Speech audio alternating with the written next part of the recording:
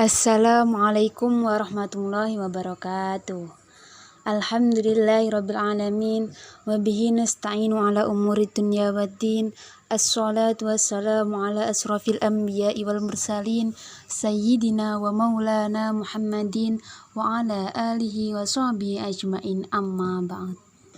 Yang terhormat kepada Bu Nilna Fauza, MHI, selaku dosen pengampu mata kuliah Fikih 2, dan teman-temanku semua yang berbahagia. Baik, langsung saja. Saya di sini Dewi Konia dari Prodi PAI 2 ingin menjelaskan sedikit tentang akad sosial, hibah, sedekah, dan hadiah. Langsung saja yang pertama, yakni hibah. Kata hibah berasal dari bahasa Arab yang secara etimologis berarti melewatkan atau menyalurkan. Dengan demikian, berarti telah disalurkan dari tangan orang yang memberi kepada tangan orang yang diberi. Sayyid Sabiq mendefinisikan hibah adalah akad yang pokok persoalannya pemberian harta milik seseorang kepada orang lain di waktu dia hidup tanpa adanya imbalan.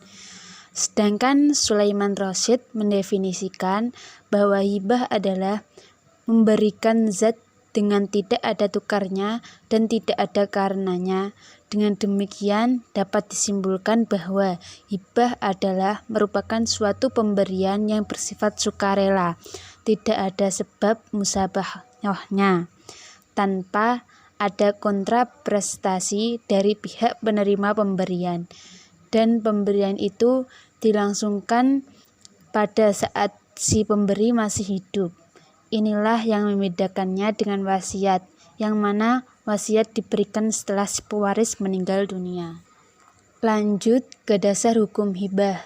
Dasar hukum hibah ini dapat kita pedomani hadis Nabi Muhammad SAW, antara lain hadis yang diriwayatkan oleh Ahmad dari hadis Khalid bin Adi, bahwa Nabi Muhammad SAW bersabda yang artinya, barang siapa mendapatkan kebaikan dari saudaranya yang bukan karena mengharap-harapkan dan meminta-minta, maka hendaklah ia menerimanya dan tidak menolaknya, karena ia adalah rezeki yang diberi Allah kepadanya.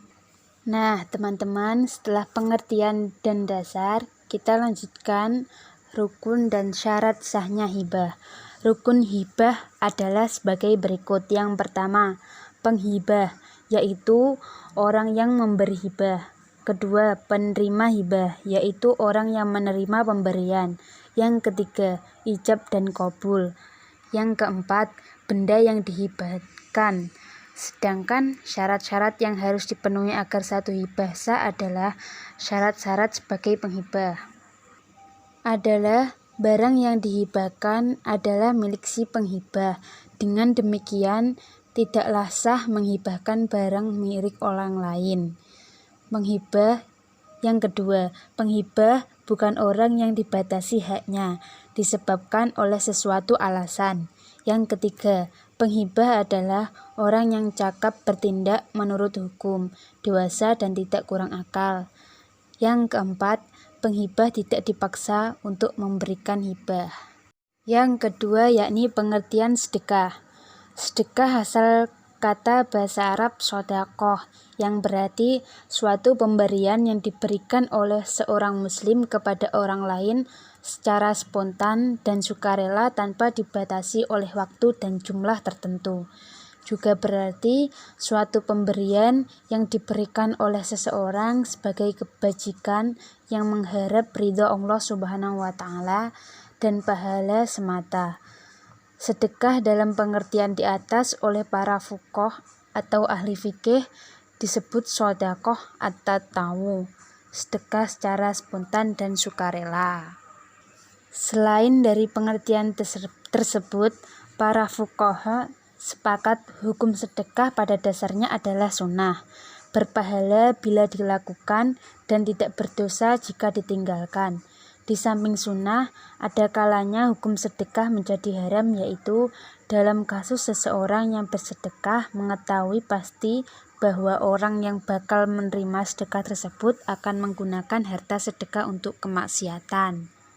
Terakhir, ada kalanya juga hukum sedekah berbuah menjadi wajib, yaitu ketika seseorang bertemu dengan orang lain yang sedang kelaparan hingga dapat mengancam keselamatan jiwanya, sementara dia mempunyai makanan yang lebih dari apa yang diperlukan saat itu.